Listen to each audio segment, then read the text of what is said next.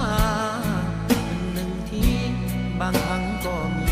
เมียเขาติดตามผู้คนเยียบยามประนามตัวนา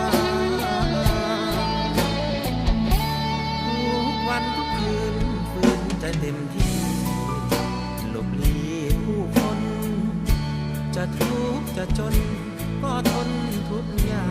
งหนทางชีวิตมาปิดบังบ่มีความหวังแต่อย่างใดโศกเศร้าเสียใจในวาสนาน้ำตาเมียเก็บจะเจ็บจะซ้ำเพียงใดจะคอยเอาใจช่วยแก้ไขให้นางเบิกบานหากว่าหนุ่มคานนั้นต้องการหาทางสายใหม่ไอ้ขอเป็นคนต่อไปที่มองหัวใจมอบให้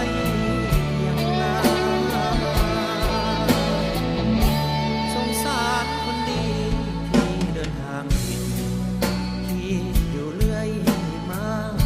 หากได้แก้วตามาเป็นคู่ครองขอเพียงน้องฮักอย่างจริงใจจะยากเท่าใดบ่หวัง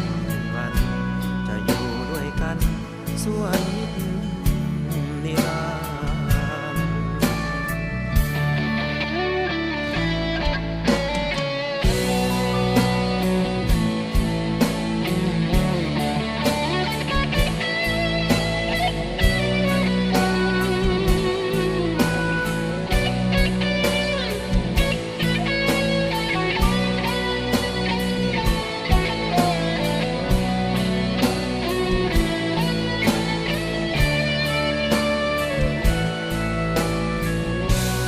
น้